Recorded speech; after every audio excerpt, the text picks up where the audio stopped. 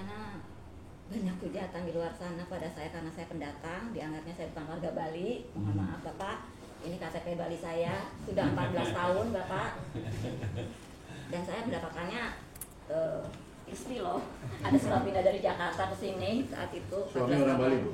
Bukan, dari Jawa Timur. Ya.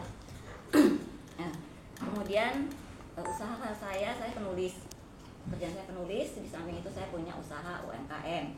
Jadi di saat kemarin netizen yang maha benar menjudge saya di sini saya cuman cari kerjaan di sini, mohon maaf, saya justru menciptakan lapangan pekerjaan bagi warga Bali. Saya dan anak saya punya usaha yang berbeda. Ya, itu mungkin tolong dari saya ya Bapak. Jadi kalau ada yang tanya sama Bapak, itu kenapa Ibu itu kok bisa nih? Ya Bapak udah tahu kan ya, saya warga sini. Oke. Kemudian awal mula kami mendengar Transmetro Dewata dihentikan dari media online pada tanggal 26 Desember 2024 lalu. Di situ ada statement dari Bapak Kadishub menyatakan stop operasi per 1 Januari 2025 karena beliau menyatakan bus tidak optimal. Kemudian yang kedua, masyarakat sudah banyak yang menggunakan transportasinya sendiri, punya kendaraan pribadi. Padahal yang saya kan pengguna juga Pak, saya aktif di K2 dan K4 karena untuk menunjang usaha saya juga untuk warawiri. Tidak semua orang memiliki kendaraan pribadi. Tidak semua orang bisa mengoperasikan kendaraannya pribadi, ya nggak Pak? Ada teman-teman lansia, teman-teman disabilitas, kan nggak mungkin juga mereka mengoperasikan kendaraannya. Ada teman-teman mahasiswa, pelajar, apalagi yang SD SMP itu kan butuh Pak kendaraan ini, gitu. Kan membahayakan buat keselamatan mereka jika mengemudikan motor, apalagi belum bisa punya SIM juga. Saya sering juga melihat selain disabilitas pelajar mahasiswa, pedagang asongan Pak, dari Batu Bulan naik sampai Ubud, atau dari Batu Bulan nanti mereka nyambung lagi untuk ke Kute. Pedagang asongan menggunakan transportasi ini, belum pekerja-pekerja formal dan non formal. Lalu ya karena itu saya membuat petisi itu Pak, karena banyak masyarakat tuh butuh transportasi umum ini. Kemudian saya juga kan ingat kalau ada undang-undang mengatur, Undang-Undang Nomor 22 Tahun 2009 Pasal 39 kalau nggak salah, menyatakan pemerintah daerah, dalam hal ini kan pemerintah daerah itu pemerintah provinsi dan DPRD, karena kalau di daerah kan setara ya, menyediakan transportasi umum. Itu udah ada undang-undangnya.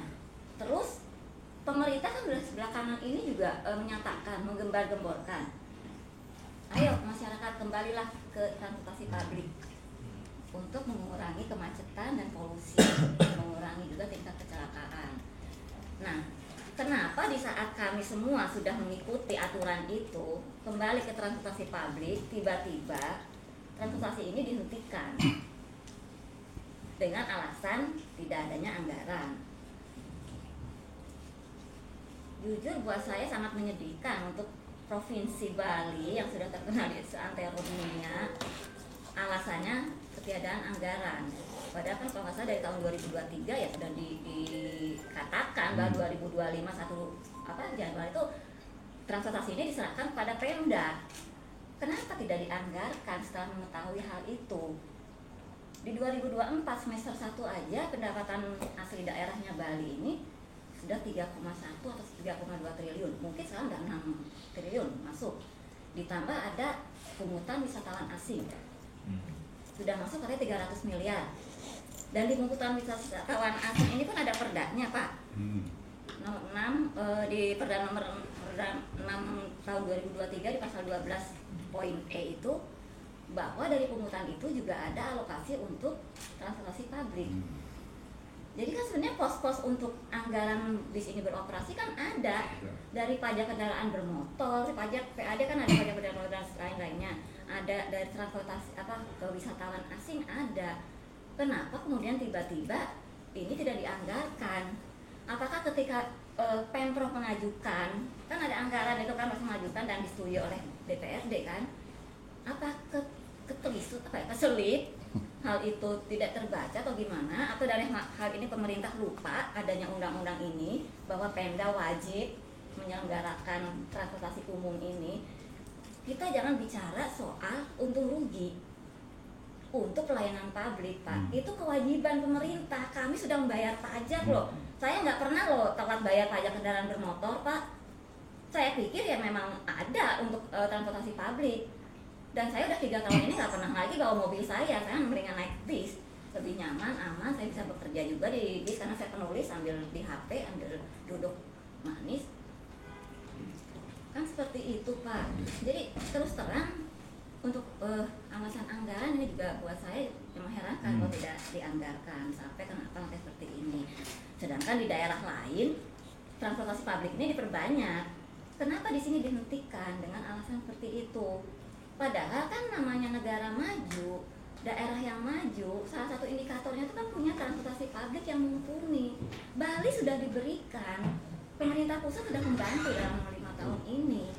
Dan sekarang mereka hentikan itu di APBN, meminta Pemda untuk melanjutkan. Kenapa malah dikat? Karena Pemda dengan alasan tidak ada anggaran. Bapak mohon maaf, Bapak sudah ada lansia umur 75 tahun sekarang sakit, Pak, harus naik motor pulang pergi, masih ada di Bali Med sekarang. Belum anak-anak sekolah tuh, ada yang Senin Kemis sekarang masuk sekolahnya karena mengandalkan ini. Mahasiswa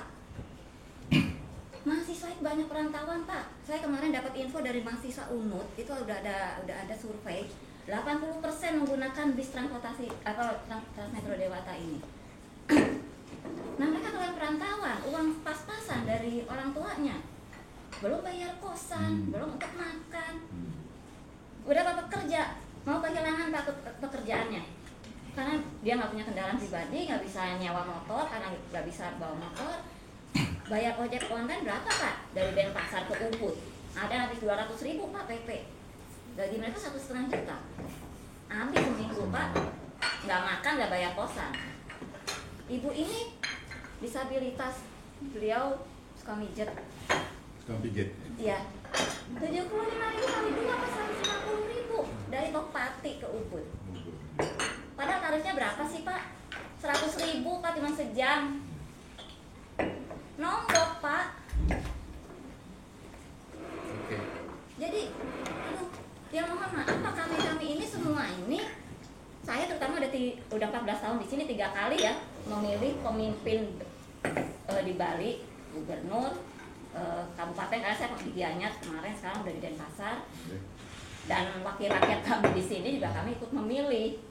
Nah, masa kalau sekarang kami hanya minta hak kami untuk diadakannya transportasi publik ini kok nggak dikabulkan gitu, Pak?